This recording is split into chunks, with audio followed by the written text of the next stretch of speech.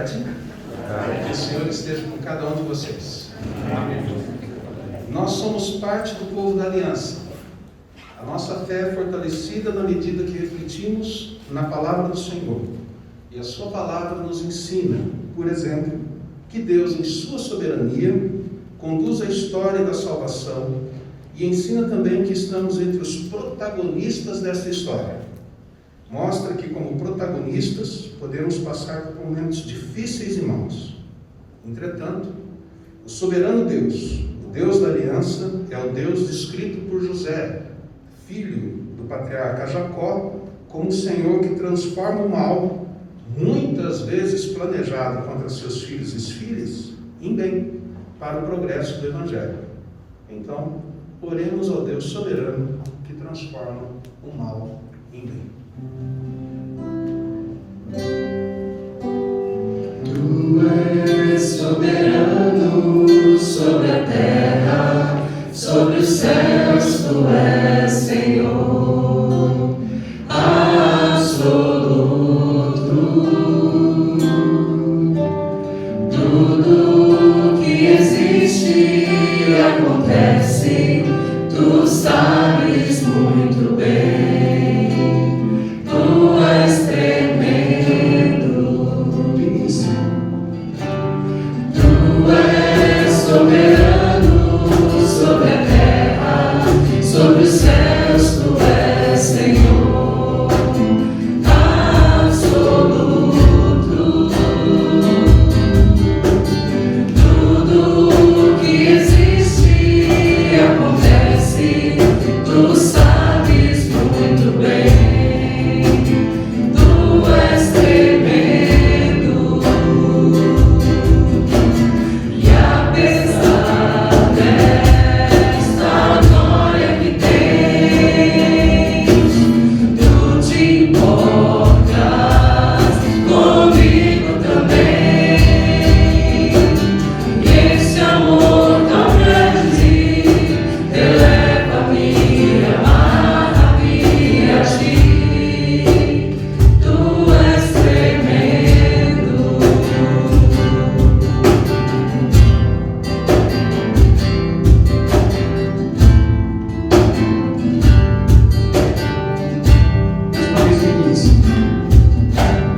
Tu és soberano sobre a terra, sobre os céus, tu és Senhor absoluto. Tudo que existe e acontece, tu sabes muito bem. Tu és tremendo. E apesar desta glória que tens, tu te importas comigo também. E esse amor tão grande eleva-me, amarra-me a ti. Tu és tremendo. Tu és tremendo. Tu és tremendo. Continuando a orar, convido vocês que se unam a mim na oração. Eu farei leituras e vocês fazem outras leituras que serão projetadas ali. E os slides, sempre que começam com o verbo perdoa-nos, é de vocês. Bom. Sim, Senhor, tu és o Deus altíssimo e tremendo, o grande Rei de toda a terra. Perdoa-nos, pois nem sempre nossos atos e palavras revelam que reconhecemos que o Senhor é o Rei de nossas vidas. Teu amor tão grande, revelado em Cristo Jesus, nos faz ficar elevados e nos amarra a ti. Perdoa-nos, pois nem sempre os nossos atos e palavras revelam que nós amamos e estamos amados a ti. Senhor, tu nos alertas em tua palavra que e seremos perseguidos por causa do teu nome. Perdoa-nos quando, atendendo à resposta negativa de nossos amigos, nós preferimos negar o teu nome. Tu nos concedeste o Espírito Santo para termos poder a fim de sermos tuas testemunhas em todos os lugares. Perdoa-nos por não cultivarmos seriamente as disciplinas espirituais para sermos cheios do Espírito, a fim de sermos suas testemunhas em todos os lugares. Por isso nós oramos, Senhor.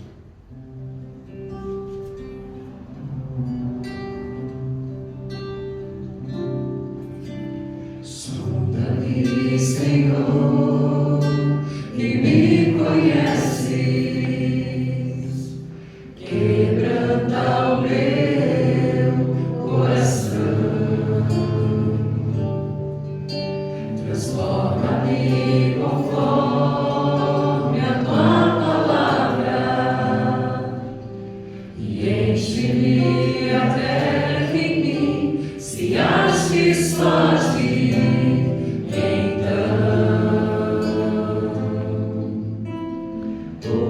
Usa-me, Senhor, usa-me como um farol que brilha à noite, como fonte sobre as águas, como abrigo no deserto, como flecha que acerta o alvo. Eu quero ser usado da maneira que te agrada.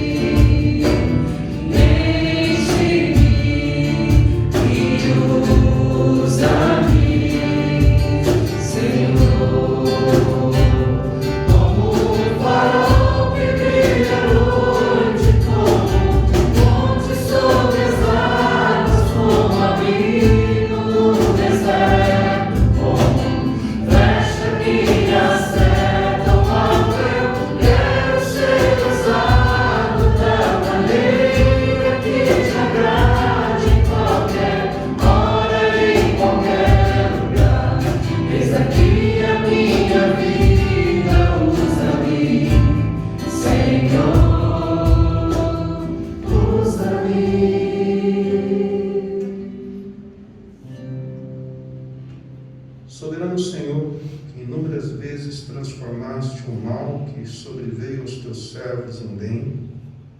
Tu que ouviste a oração de tua igreja quando clamou com intrepidez para pregar o Evangelho, mesmo com as ameaças que sofriam das autoridades, concede-nos a intrepidez, fruto da presença do teu Espírito em nós, para que o Evangelho continue a ser anunciado, vidas continuem a ser transformadas e o teu nome continue a ser exaltado.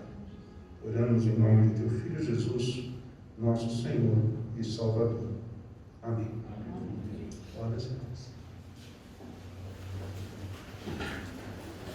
Nós estamos com alegria hoje celebrando o culto das 16h30 e logo mais um grupo de apoio, junto com outras pessoas, estaremos celebrando o culto às 18h. Nós ultrapassamos os 40 permitidos por lei e teremos então mais 12 pessoas reunidas logo mais às 18h30. Então, para domingo que vem eu espero que isso se repita, né? Quem sabe tenhamos 2 grupos de 40 até, e você até pode já ir escolhendo aí, pensando, 18h30 encaixa melhor, mas primeiro nós completamos a turma dos 16h30 para então começar a lista dos 18h30, tá bom? Continuamos também com os nossos grupos de oração nas terças e quartas-feiras. Há a possibilidade de criarmos outros grupos em outros horários, de acordo com a sua agenda, né? Por isso que a gente tem mais de um grupo e também em horários diferentes. O que vai mudar nessa terça é que nós não teremos mais vídeos nossos, né? O último vídeo foi nessa última terça sobre o DIP, e agora então os grupos de oração podem utilizar a mensagem falada no domingo, ou enquanto se encontram lá no WhatsApp ou no Zoom, trocar alguma ideia a partir de algum texto bíblico antes das orações. Aí cada líder está livre aí para caminhar. A escola dominical continua, as classes do departamento infantil têm recebido as mensagens para os pais compartilharem com as crianças. Os adolescentes se reúnem durante a semana e tem aula também, às vezes de domingo, né? Domingo também, né? E os adultos também, né? A classe de jovens se uniu com a classe de adultos e os jovens não apareceram mais. Então a gente está caminhando, aí sabendo do desenvolvimento de cada um e as opções de alguns, mas a gente segue firme, por exemplo, também com mãos parceiras às quintas-feiras, né? Hoje, voltando à questão das crianças, hoje, por exemplo, mais uma vez, na hora da ceia, o presbítero Damião não estará conosco, porque eles estão fazendo uma escala, né? Tem 2 lindas meninas em casa, né? Então, num domingo a Elisângela fica com elas, no outro domingo o Damião fica com elas, e assim os 2 podem participar dos cultos, e os 2 podem também participar da ceia. Fica aí uma ideia para quem assistir isso depois, e talvez tenha criança em casa, né? Pode também fazer uma escalinha aí em casa, tá? Visitas e aconselhamentos continuam. Às vezes as visitas são virtuais, mas dependendo do caso, a gente chamado, tanto o Rafa quanto eu, temos visitado pessoas, famílias, e temos feito aconselhamentos e discipulados. Então, se você precisar de algum toque ou algum parente, é só entrar em contato com a gente, tá?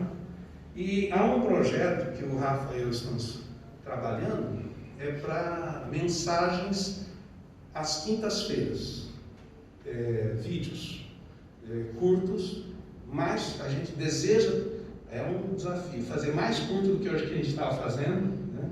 Então, uns vídeos de 5 a 6 minutos no máximo, com mensagens toda quinta, soltando. Isso a gente tem trabalhado a ideia e fica aberto às sugestões suas também. Até, mas eu gostaria de gravar um, ótimo, venha com a gente e fale com a gente aí, e grave com a gente, tá bom? Acho que é isso. Algumas dessas notícias e outras você pode pegar no boletim, que tem sido semanalmente publicado no aplicativo da igreja, né? A gente imagina que talvez nem todos leiam tudo que tem no boletim, mas continua ali um anúncio semanal no boletim. A gente imagina porque Um mês e meio atrás, mais ou menos, a gente fez um teste. Tinha um texto que pedia uma reação e 2 ou 3 pessoas reagiram. Até uma reagiu assim: é o mesmo texto da semana passada? É o mesmo texto da semana passada. Então o texto saiu 2 semanas, daí uma terceira semana sem texto, daí a mesma coisa. A gente foi fazendo os testezinhos ali, então a gente vê que nem todos leem tudo que está ali. Mas tem muita coisa interessante ali, inclusive as notícias das nossas frentes missionárias e uma coisa que tem preocupado levemente a gente, que é a questão da arrecadação. A gente tem caído na arrecadação mensalmente, na arrecadação normal nossa, e na arrecadação para as frentes missionárias, isso está muito longe para a gente. Então a gente tem que já começar a trabalhar a ideia do que nós vamos fazer com as frentes missionárias. Por isso, pode ser que para o ano que vem a gente tenha que fazer algumas alterações aí, né? Mas, com a graça de Deus, esperamos fazer alterações positivas, ao invés de dar passo para trás, tá bom? É isso aí. Oremos ao Senhor mais uma vez. É interessante, eu quero orar mais uma vez. Às vezes eu fico lembrando, né? Jesus Cristo disse que a casa dele era para ser chamada casa de oração, né? E às vezes a gente faz dela casa de tantas outras coisas e ora menos, né? Hoje nós oramos com 2 cânticos, teremos mais outro cântico daqui a pouco, mas fizemos outras orações também. Está sendo uma experiência diferente para mim, tem sido legal. Oremos ao Senhor. Bondoso Deus, nós te agradecemos pelo encontro, nós te agradecemos pela oportunidade de nós estarmos juntos. Vemos pessoas queridas e compartilharmos desse tempo ao redor da Tua Palavra, podendo invocar o Teu nome, confessar os nossos pecados, louvar-te pelas bênçãos que tem nos dado. Muito obrigado pelo Teu cuidado constante conosco, muito obrigado porque tens renovado a esperança de muitos, muito obrigado que tens sido sustento nosso, não só como igreja, mas como famílias também. E nós te agradecemos pelas bênçãos que tens derramado entre nós. Nós te pedimos, Senhor, pela nossa liderança, os presbíteros, pastores, diáconos, líderes de frentes da igreja, dos ministérios. Tu sabes das lutas que cada um tem e da necessidade de todos nós sermos cheios do Teu Espírito e repletos da graça do Senhor. Age nas nossas vidas e nos auxilie na ministração junto aos nossos queridos. Você também com as nossas frentes missionárias. Hoje, no boletim, lemos um pouco mais e recordamos do que tens feito através do PROAV. Nós te agradecemos por essas iniciativas, pelas vidas que se envolvem com o PROAV. E também te agradecemos pelo ministério longo e frutífero que tens dado para o Nilson e para a Angélica, e o início do ministério frutífero que tens dado para a Fernanda. E nós te agradecemos também, Senhor, porque podemos ser parceiros da Cecília na transformação de tantas vidas além do sal. Continua a abençoar esses nossos parceiros, ser com essas frentes, e abençoa as nossas vidas para que priorizemos os dízimos, as ofertas, participando desses desenvolvimentos do reino. E olha, Senhor, porque há famílias nossas que estão passando dificuldades, e nós te agradecemos porque podemos estar junto delas e partilhando das lutas, e nós te pedimos novos tempos para todos, para que juntos estejamos desenvolvendo o reino do Senhor. Olha para a nossa cidade, eleições chegando no país, né? Eleições municipais, precisamos da graça e sabedoria do Senhor, bem como graça e sabedoria para as autoridades que vão aí cuidando, e mal ou bem, mas estão aí à frente da luta contra o Covid, a pandemia. Nós te agradecemos pelos índices que vão caindo, e nós te pedimos para que isso seja realidade em todos os lugares, e para que haja cura para aqueles queridos nossos que ainda lutam com ele. Em especial, nós te pedimos pelo pastor Adilson, que tu continues a recuperar a saúde dele, e que as notícias continuem a ser positivas da restauração da saúde desse teu servo. Abençoa Rafa, nós te agradecemos porque trabalhaste no coração dele com a tua palavra, para ter uma mensagem para nós nessa tarde, e nós te pedimos então que agora o teu Espírito lhe conceda clareza e tranquilidade para compartilhar a palavra, e para nós, o Teu Espírito trabalhe em cada um de nós para sermos bons solos, onde a palavra chegue e produza frutos, e que dessa forma o Teu nome será glorificado. Em Cristo Jesus é que nós oramos. Amém.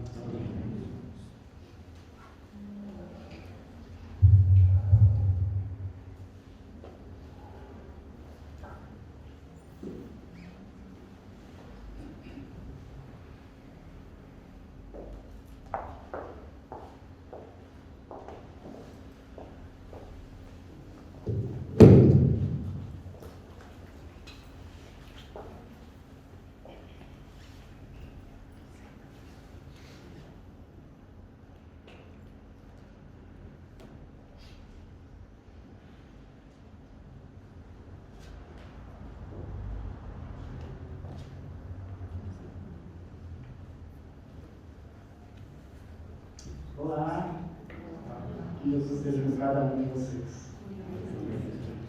Muito bom estar de volta. Eu não estava aqui cumprindo esses últimos dias, estava matando a saudade da família, não estava tudo certo. Estava uma bagunça, será que está uma bagunça por lá também? Graças a Deus estava tudo bem, estava tudo certinho, todo mundo em segurança. Muito bom a gente se integrar com os pais, com os pais da Ju, e para ver como que estava ali o dia a dia no meio dessa pandemia, fazendo um tempinho que a gente já nos viu. Muito bom reencontrá-los. E a mensagem que eu compartilho hoje vem como fruto de um bate-papo que eu tive também com uma pessoa muito legal lá no Paraná, e a gente vai falar um pouquinho sobre isso também. Você sabe qual é o texto de hoje, né? Ah, sabe, com certeza, né? A gente segue de onde o pastor K parou na semana passada. Carta que Paulo escreveu aos irmãos que moravam lá em Filipos. E eu iria precisar, talvez, aqui de uns 30 minutos, talvez uns 40, para dar uma introdução à carta, para vocês entenderem um pouco melhor o que está acontecendo. Mas o K fez isso em poucos minutos na semana passada, de uma forma muito boa. Então, se você ainda não ouviu a mensagem que o K pregou na semana passada, está no nosso canal lá no YouTube, assista essa mensagem, que vai ajudar você a compreender muito bem o restante da carta. O início da carta é extremamente importante para entender todo o conteúdo. Então, a gente segue essa nossa reflexão do que Paulo escreveu aos seus irmãos lá em Filipos. Então, a gente sabe que esse texto que segue no versículo 12 em diante é a continuação da carta logo após uma oração que Paulo faz para os seus irmãos. E aqui ele começa a tratar de alguns assuntos que para ele é muito importante. Quando eu li essa parte da carta, ela mexeu tanto comigo que eu imaginava Paulo empolgado falando desse assunto. E quando você vai lembrando do contexto, você fala assim, como pode algo desse tipo, né? Para entender melhor o que estava acontecendo, tem surgido nos nossos dias algo chamado de cultura do cancelamento. Vocês já ouviram falar disso? Os mais novos aqui, assim, sabe o cancelamento, né? Algumas pessoas elas são expostas na internet, então tem alguma foto, algum vídeo mostrando alguma atitude que não é legal dessa pessoa, e aí isso viraliza, vai para vários lugares da internet e começa toda uma repressão, um movimento social contra aquela pessoa, expondo aquela pessoa, cancelando aquela pessoa, uma forma de bloqueá-la, de deixá-la sem voz, sem presença alguma na internet, a cultura do cancelamento.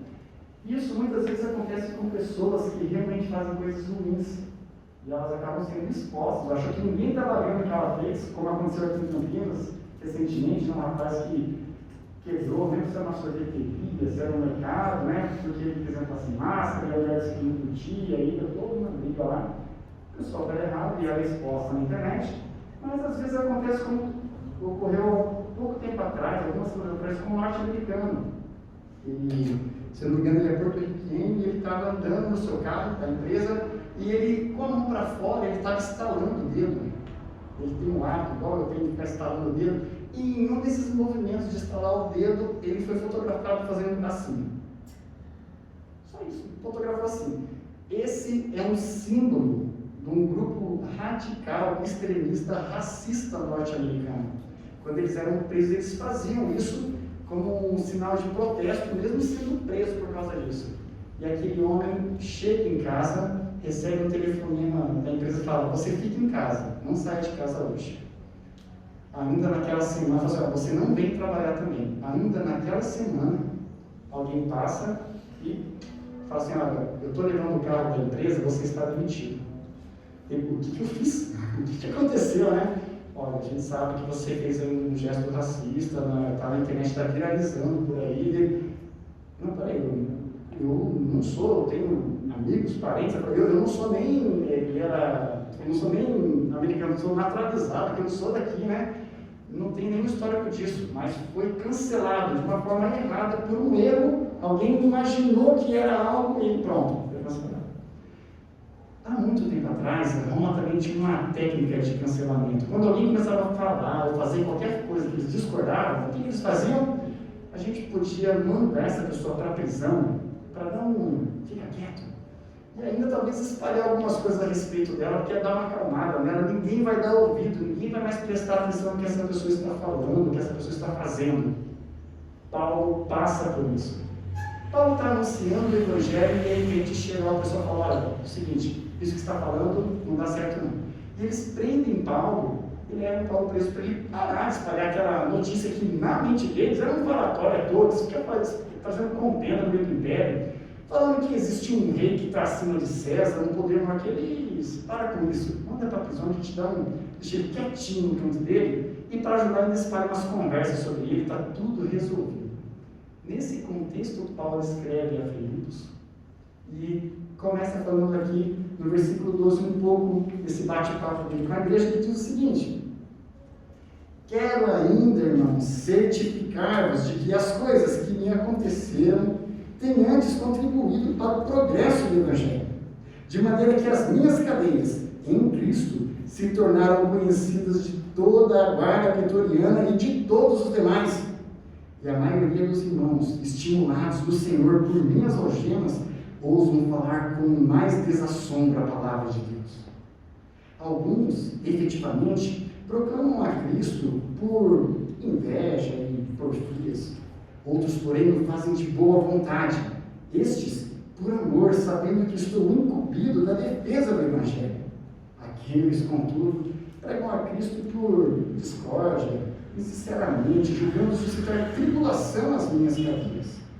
Todavia, que importa? Uma vez que Cristo, de qualquer modo, está sendo pregado, quer por pretexto, quer por verdade, também com isso me regozijo. Sim, sempre me regozijarei.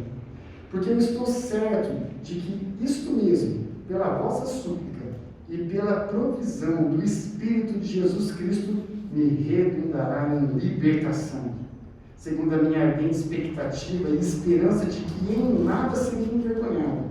Antes, com toda a ousadia, como sempre, também agora, será Cristo engrandecido no meu corpo, quer pela vida, quer pela morte.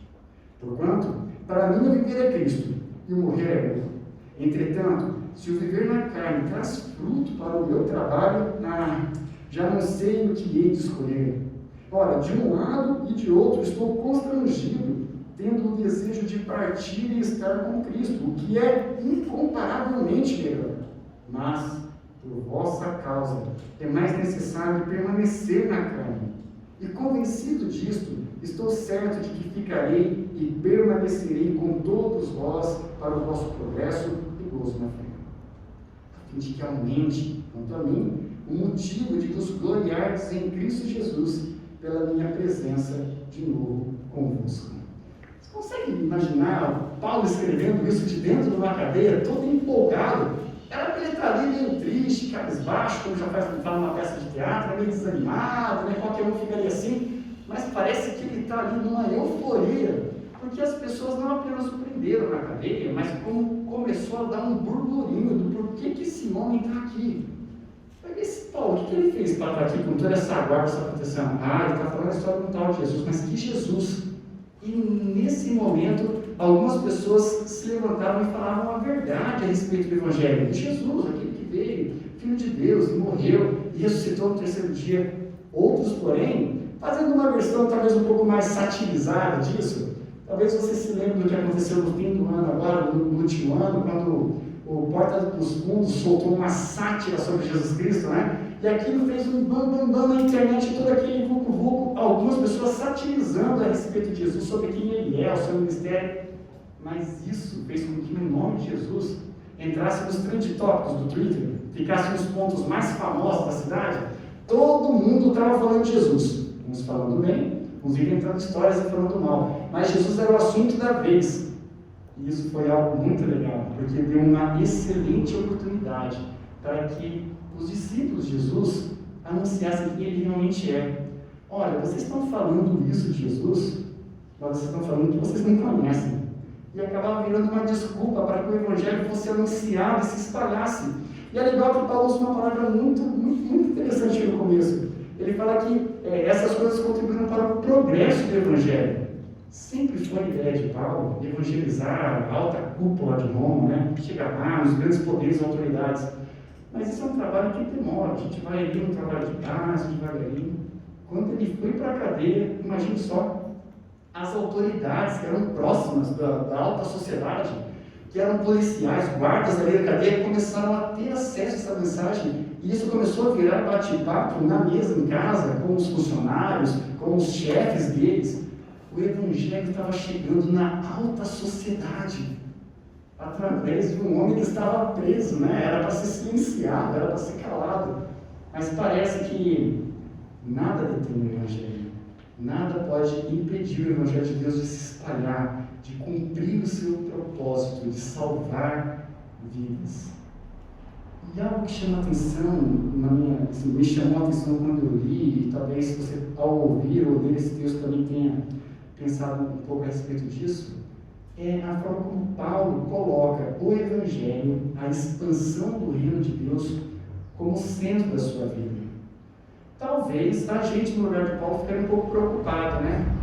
Tá, estou preso aqui, não tem nenhuma acusação muito séria, não vão conseguir esperar aqui por muito tempo, eu sei, mas quando será que eu vou sair? Talvez tenha essa preocupação nossa. Mas ao Paulo observar o quanto isso estava sendo proveitoso para a expansão do reino, ele ficou tranquilo. Acho que vou me acomodar um pouco mais por aqui, porque está muito bom. O Evangelho sendo anunciado é algo muito bom. É esse meu projeto, essa é a minha vontade. E aí, quando a gente tem isso em mente e segue para algumas outras falas de Paulo, começa a fazer sentido aquilo que Paulo escreve para a gente. Paulo está convicto, ele está convicto de que ele será livre. Fala, olha, eu tenho certeza de que eu serei livre. E quando você lê, pensando que Paulo está acorrentado, você pensa que ele será livre do quê?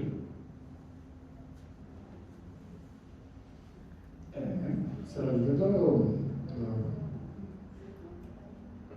da prisão. Você vai ser livre da prisão. Ele está preso. Quando ele fala que ele tem certeza que ele vai sair livre, é claro que ele está falando da prisão, faz todo sentido. Mas quando a gente lembra que Paulo está colocando que a expansão do Evangelho é mais importante do que a vida dele, afinal de contas, para ele viver é Cristo, morrer é lucro, Paulo fala, olha, Deus vai ser glorificado na minha vida, quer eu viva, quer eu morra.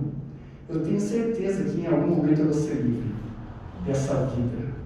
Eu vou ser livre desse corpo, desse momento onde eu não consigo ainda cumprir plenamente a vontade de Deus. Eu sei que em algum momento eu vou estar com Cristo.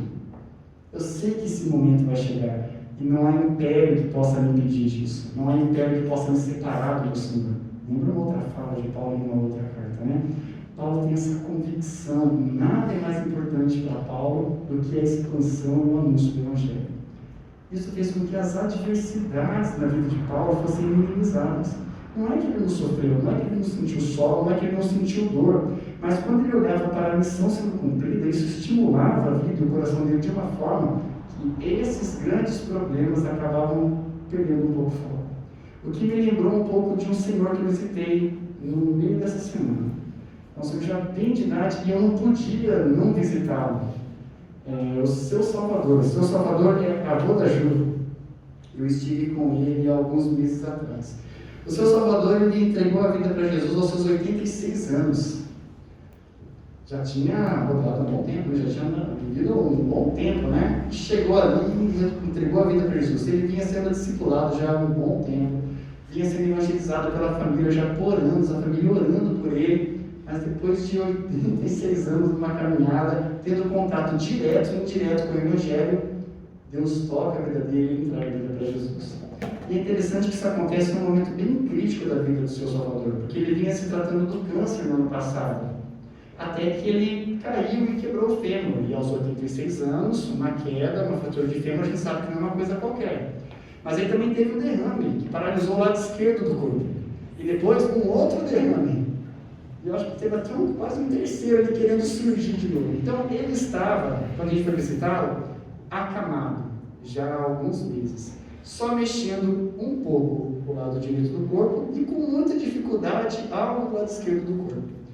E o que a gente faz quando vai fazer a visita para alguém que está assim debilitado, né? A gente chega e fica um pouco preocupado, e fala, olha, é isso, Salvador, como o senhor está, né? Se o senhor tem sentido dor? Ele virou para ele e falou, olha, só não dói a alma. E quando ele falou, eu falei, nossa, parece uma ênfase toda na dor, porque realmente é uma dor muito grande, por todas as feridas que ele tem, todo o tratamento que ele vem fazendo, né? Mas a segunda frase dele me fez entender melhor a primeira frase dele. Ele virou para mim e falou assim, sabe, a melhor coisa que aconteceu na minha vida foi ter entregado a minha vida para Jesus.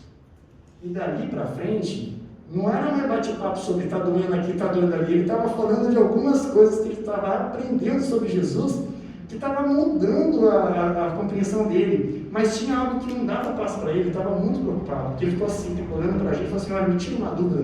O senhor que é pastor, me ajuda a entender. Eu vou estar com Jesus em breve e eu estou preocupado, porque eu sou pedreiro, não sei ler. O que eu vou fazer no céu? Como que eu vou poder ajudar, né? Ih, seu Salvador, relaxa, lá o senhor vai descansar. Mas tinha no coração do seu Salvador um desejo de fazer algo pela salvação que ele recebeu. Não para merecer essa salvação, mas essa nova vida que Deus deu para ele, essa alma que não dói mais, essa paz, movia ele a uma atitude de resposta a Jesus Cristo. E sem perceber, ele estava me evangelizando e evangelizando a Ju, compartilhando as boas novas de que não existe nada melhor, não tem nada melhor do que entregar as nossas vidas a Jesus Cristo. As dificuldades da vida do seu Salvador, que não são poucas, não era muita coisa comparada com a graça de estar com Jesus Cristo em algum momento. E olha que do jeito que ele segue, é perigoso a gente ir um pouquinho antes dele, porque está firme lá ainda, né? E todo mundo que vai visitá-lo não sai de lá sem ouvir, olha, eu entreguei a minha vida para Jesus, a minha vida agora é outra, eu não vejo a hora de estar com Jesus. O seu Salvador compartilha do mesmo desejo de Paulo. Olha, eu não vejo a hora de estar com Jesus. Mas, se for necessário ficar aqui para anunciar o Evangelho, fico. É incomparavelmente melhor estar com Jesus, mas a vontade de Deus é que o Evangelho seja anunciado, fico. Eu sigo de compartilhar. O que me desafia e te desafia a compartilhar também essa mensagem do Evangelho. Não falta dificuldade na nossa vida, não falta adversidade. E muitas vezes essas dificuldades, oposições, adversidades surgem como uma resposta ao anúncio do Evangelho. Ao anunciar o Evangelho, a família não vai gostar, algumas pessoas não vão gostar, alguns amigos não vão gostar, talvez vão se afastar da gente, mas esses são problemas pequenos comparados com a graça da salvação dada por Jesus Cristo. A gente tem que anunciar essa mensagem. E talvez, como aconteceu com Paulo, como aconteceu com o seu Salvador, talvez as dificuldades da vida sirvam como megafone para essa mensagem. Que Deus nos permita a sermos fiéis anunciadores do Evangelho. E que Ele nos permita a olhar para as dificuldades da vida como oportunidades para que o Evangelho seja anunciado. Gosto muito de um trecho da música de dois irmãos chamados Arrais, né? Que na música chamada Oração ele diz assim: torne o meu sofrimento em testemunho, me esvazie de mim neste mundo, e que o meu nome morra com o meu corpo, mas que o de Cristo permaneça em tudo. Essa tem que ser a nossa oração, esse tem que ser o desejo do nosso coração. Que o Espírito Santo esteja com a gente, nos orientando, nos capacitando, desenvolvendo em nós esse desejo ardente de anunciar o Evangelho, independente das circunstâncias, porque Nada detém o Evangelho ser espalhado e transformar vidas, mesmo no meio das dificuldades. Vamos lá mais uma vez? Pai querido, nós somos limitados, nós somos frágeis, nós somos falhos, somos imperfeitos, mas quando Cristo morreu por nós e nós recebemos do Teu Santo Espírito, nós temos tido a nossa vida transformada por Ti, Deus, pela ação da Tua palavra na nossa vida. Nós Te louvamos por isso, Deus. E toda essa transformação que o Senhor tem feito na nossa vida são ferramentas que o Senhor mesmo tem nos dado para compartilhar dessa maravilha que é estar contigo, de ter uma vida nova, de ter uma esperança que vai além desse momento terreno que a gente vive por aqui. Ajuda a Tua igreja, Pai, nos ajude a sermos fiéis testemunhas da Tua mensagem. Que a gente não se distraia pelas dificuldades da vida, que muitas vezes serão grandes, e elas realmente virão, elas nos chacoalharão para um lado e para o outro. Não nos deixe se distrair no meio de tudo isso. Permita-nos encontrar oportunidades para que o Seu nome seja anunciado, apesar de nós, apesar das dificuldades. E talvez ter o privilégio de ver vidas sendo transformadas durante esse momento de anúncio, mesmo que passando ali por privações, perseguições e dificuldades, Pai. Fortalece-nos a fé, Deus, que a gente possa sentir de forma muito clara a Sua presença conosco, como Paulo sentiu. Ajuda-nos a desejar o Teu reino acima de todas as coisas. Trabalha a cada dia o nosso caráter, trabalha as nossas falhas, molda a nossa vida para que a gente possa ter uma vida que condiga, que seja condizente com o que a gente prega, o que a gente anuncia. E que o Seu nome seja levado e conhecido por todos os povos, Pai. Dá-nos o privilégio de participar contigo dessa obra maravilhosa da salvação. Em nome de Jesus que nós oramos. Amém. Nós encerraremos com uma música que a gente cantava um tempo atrás, um pouco mais lentinha, mas um senhor muito experiente da igreja falou pra gente, não, se a gente for cantar essa música nesse ritmo, a gente não consegue chegar nem na esquina. Então a gente tem que cantar um pouco mais animado, com força, porque se a gente consegue pelo menos uma volta no quarteirão, né? Que é a música Marcharemos. Que a gente sai daqui com esse desejo de marchar mesmo, anunciando, mesmo quando a escuridão da noite chegar, mesmo quando a dor estiver ao nosso redor. A gente marcha anunciando essa mensagem. Vamos colocar em pé, cantar essa canção?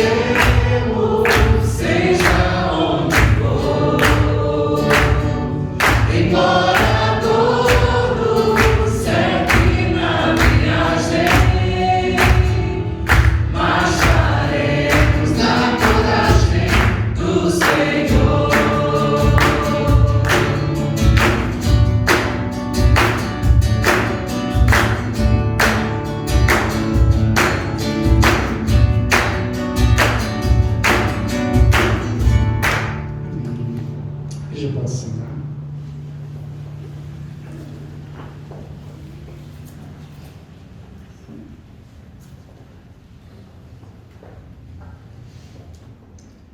Nós estamos chegando ao encerramento do culto, que essa mensagem fique marcada no nosso coração e que ela nos mova a uma resposta, uma prática de vida coerente ao que ela nos exorta a fazer. Mas nós não conseguiremos fazer isso se o Espírito Santo não estiver conosco, se Deus não estiver conosco trabalhando isso todos os dias no relacionamento com a gente. E é por isso que, como ministro do Evangelho, eu rogo que a graça do nosso Senhor Jesus Cristo e o amor de Deus, o Eterno Pai, a comunhão, a presença, o poder do Santo Espírito esteja com cada um de vocês, discípulos e discípulas de Jesus, enquanto anunciam com intrepidez o Evangelho que não pode ser pedido. Amém.